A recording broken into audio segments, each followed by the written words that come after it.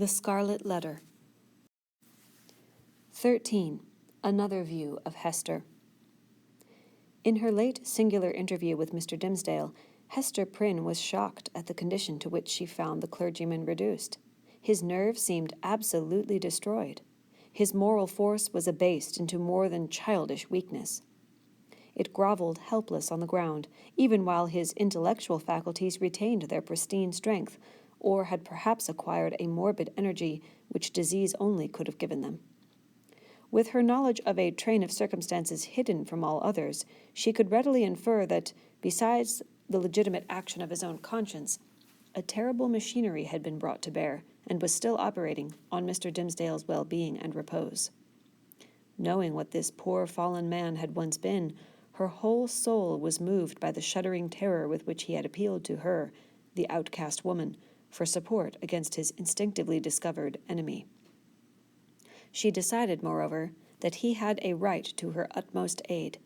Little accustomed, in her long seclusion from society, to measure her ideas of right and wrong by any standard external to herself, Hester saw, or seemed to see, that there lay a responsibility upon her in reference to the clergyman, which she owned to no other, nor to the whole world besides. The links that united her to the rest of humankind, links of flowers or silk or gold or whatever the material, had all been broken. Here was the iron link of mutual crime, which neither he nor she could break. Like all other ties, it brought along with it its obligations. Hester Prynne did not now occupy precisely the same position in which we beheld her during the earlier periods of her ignominy. Years had come and gone. Pearl was now 7 years old. Her mother, with the scarlet letter on her breast, glittering in its fantastic embroidery, had long been a familiar object to the townspeople. As is apt to be the case when a person stands out in any prominence before the community, and, at the same time, interferes neither with public nor individual interests and convenience, a species of general regard had ultimately grown up in reference to Hester Prynne. It is to the credit of human nature that, except where its selfishness is brought into play, it loves more readily than it hates. Hatred, by a gradual and quiet process, will even be transformed to love, unless the change be impeded by a continually new irritation of the original feeling of hostility. In this matter of Hester Prynne there was neither irritation nor irksomeness. She never battled with the public, but submitted uncomplainingly to its worst usage. She made no claim upon it in requital for what she suffered. She did not weigh upon its sympathies. Then also the blameless purity of her life during all these years in which she had been set apart to infamy was reckoned largely in her favor. With nothing now to lose in the sight of mankind, and with no hope and seemingly no wish of gaining anything, it could only be a genuine regard for virtue that had brought back the poor wanderer to its paths. It was perceived, too, that while Hester never put forward even the humblest title to share in the world's privileges, further than to breathe the common air and earn daily bread for little Pearl and herself by the faithful labor of her hands, she was quick to acknowledge her sisterhood with the race of man whenever benefits were to be conferred. None so ready as she to give of her little substance to every demand of poverty, even though the bitter-hearted pauper threw back a gibe in requital of the food brought regularly to his door, or the garments wrought for him by the fingers that could have embroidered a monarch's robe.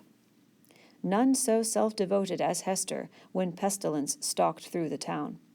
In all seasons of calamity, indeed, whether general or of individuals, the outcast of society at once found her place. She came, not as a guest, but as a rightful inmate, into the household that was darkened by trouble, as if its gloomy twilight were a medium in which she was entitled to hold intercourse with her fellow creature. There glimmered the embroidered letter, with comfort in its unearthly ray. Elsewhere the token of sin, it was the taper of the sick chamber. It had even thrown its gleam, in the sufferer's hard extremity, across the verge of time. It had shown him where to set his foot, while the light of earth was fast becoming dim, and ere the light of futurity could reach him.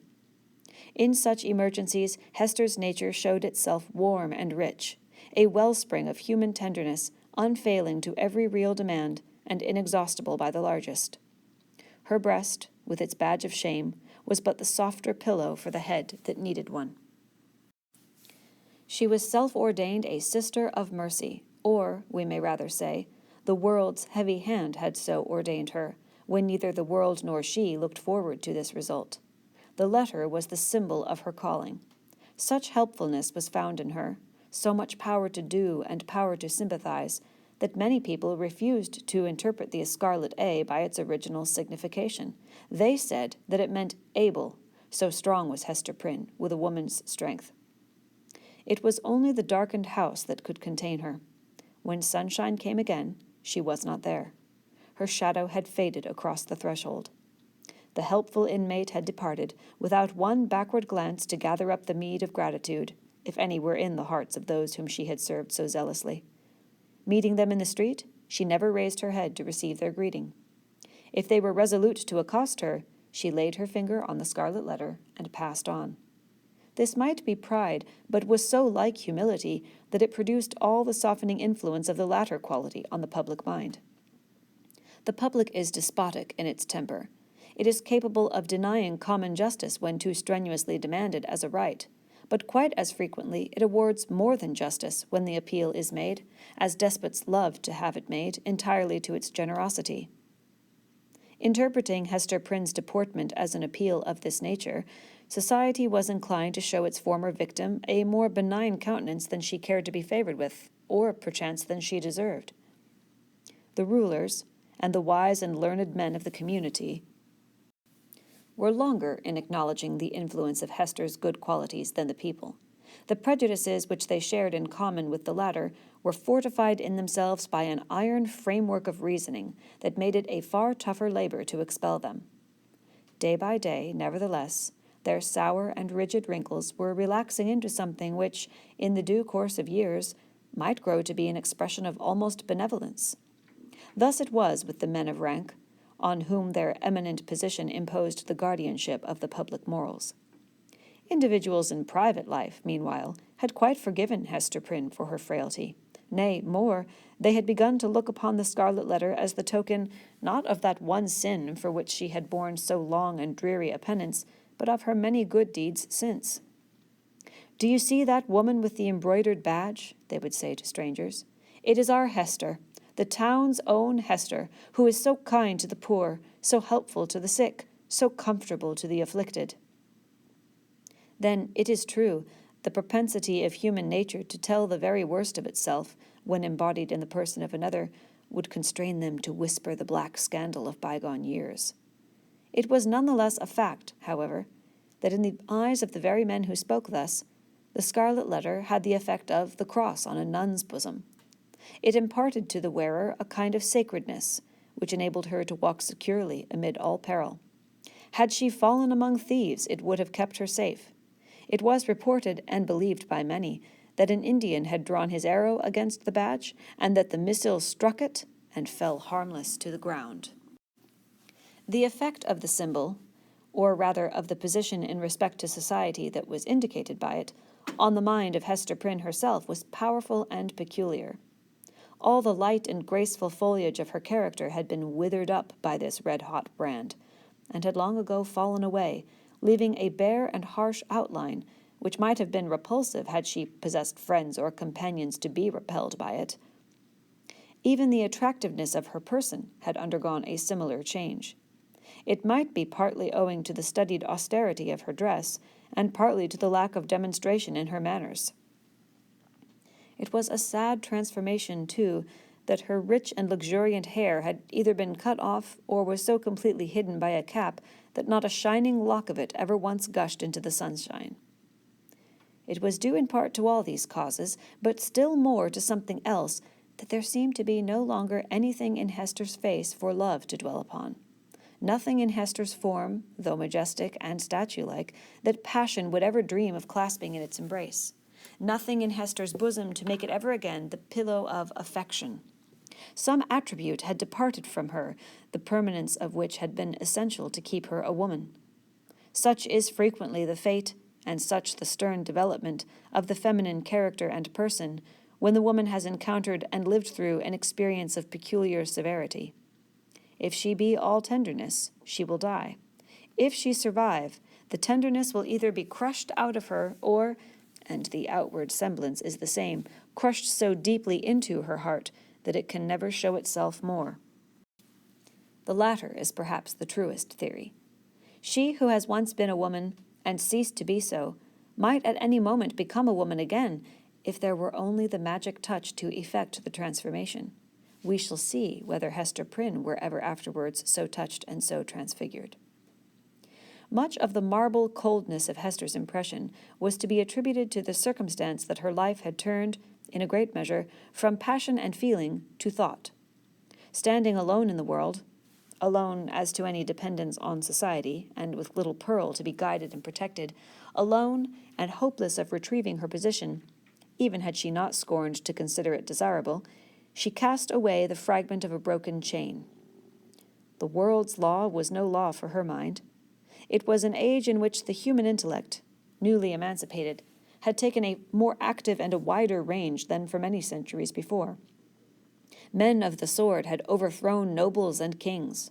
Men bolder than these had overthrown and rearranged, not actually, but within the sphere of theory, which was their most real abode, the whole system of ancient prejudice, wherewith was linked much of an ancient principle.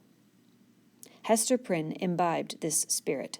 She assumed a freedom of speculation, then common enough on the other side of the Atlantic, but which our forefathers, had they known it, would have held to be a deadlier crime than that stigmatized by the Scarlet Letter. In her lonesome cottage by the seashore, thoughts visited her such as dared to enter no other dwelling in New England, shadowy guests that would have been as perilous as demons to their entertainer, could they have been seen so much as knocking at her door. It is remarkable that persons who speculate the most boldly often conform with the most perfect quietude to the external regulations of society. The thought suffices them, without investing itself in the flesh and blood of action. So it seemed to be with Hester. Yet, had little Pearl never come to her from the spiritual world, it might have been far otherwise. Then she might have come down to us in history, hand in hand with Anne Hutchinson, as the foundress of a religious sect. She might, in one of her phases, have been a prophetess. She might, and not improbably would, have suffered death from the stern tribunals of the period for attempting to undermine the foundations of the Puritan establishment. But in the education of her child, the mother's enthusiasm of thought had something to wreak itself upon. Providence, in the person of this little girl, had assigned to Hester's charge the germ and blossom of womanhood, to be cherished and developed amid a host of difficulties. Everything was against her. The world was hostile. The child's own nature had something wrong in it which continually betokened that she had been born amiss, the effluence of her mother's lawless passion, and often impelled Hester to ask, in bitterness of heart, whether it were for ill or good that the poor little creature had been born at all. Indeed, the same dark question often rose into her mind with reference to the whole race of womanhood. Was existence worth accepting even to the happiest among them? As concerned her own individual existence, she had long ago decided in the negative and dismissed the point as settled. A tendency to speculation, though it may keep women quiet as it does man, yet makes her sad. She discerns, it may be, such a hopeless task before her. As a first step, the whole system of society is to be torn down and built up anew. Then the very nature of the opposite sex, or its long hereditary habit, which has become like nature, is to be essentially modified before a woman can be allowed to assume what seems a fair and suitable position. Finally, all other difficulties being obviated, woman cannot take advantage of these preliminary reforms until she herself shall have undergone a still mightier change, in which, perhaps, the ethereal essence wherein she has her truest life will be found to have evaporated. A woman never overcomes these problems by any exercise of thought. They are not to be solved, or only in one way. If her heart chance to come uppermost, they vanish. Thus Hester Prynne, whose heart had lost its regular and healthy throb, wandered without a clue in the dark labyrinth of mind, now turned aside by an insurmountable precipice, now starting back from a deep chasm. There was wild and ghastly scenery all around her, and a home and comfort nowhere. At times a fearful doubt strove to possess her soul, whether it were not better to send Pearl at once to heaven, and go herself to such futurity as eternal justice should provide. The scarlet letter had not done its office. Now, however, her interview with the Reverend Mr. Dimmesdale on the night of his vigil had given her a new theme of reflection, and held up to her an object that appeared worthy of any exertion and sacrifice for its attainment. She had witnessed the intense misery beneath which the minister struggled, or, to speak more accurately, had ceased to struggle. She saw that he stood on the verge of lunacy, if he had not already stepped across it. It was impossible to doubt that, whatever painful efficacy there might be in the secret sting of remorse, a deadlier venom had been infused into it by the hand that proffered relief. A secret enemy had been continually by his side, under the semblance of a friend and helper, and had availed himself of the opportunities thus afforded for tampering with the delicate springs of Mr. Dimmesdale's nature.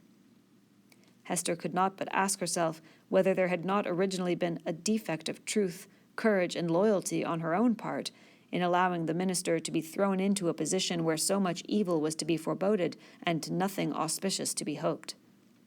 Her only justification lay in the fact that she had been able to discern no method of rescuing him from a blacker ruin than had overwhelmed herself, except by acquiescing in Roger Chillingworth's scheme of disguise. Under that impulse she had made her choice, and had chosen, as it now appeared, the more wretched alternative of the two. She determined to redeem her error so far as it might yet be possible. Strengthened by years of hard and solemn trial, she felt herself no longer so inadequate to cope with Roger Chillingworth as on that night, abased by sin and half maddened by the ignominy that was still new when they had talked together in the prison chamber. She had climbed her way since then to a higher point. The old man, on the other hand, had brought himself nearer to her level, or perhaps below it, by the revenge which he had stooped for. In fine, Hester Prynne resolved to meet her former husband and do what might be in her power for the rescue of the victim on whom he had so evidently set his grip. The occasion was not long to seek. One afternoon, walking with Pearl in a retired part of the peninsula, she beheld the old physician with a basket on one arm and a staff in the other hand, stooping along the ground in quest of roots and herbs to concoct his medicine withal.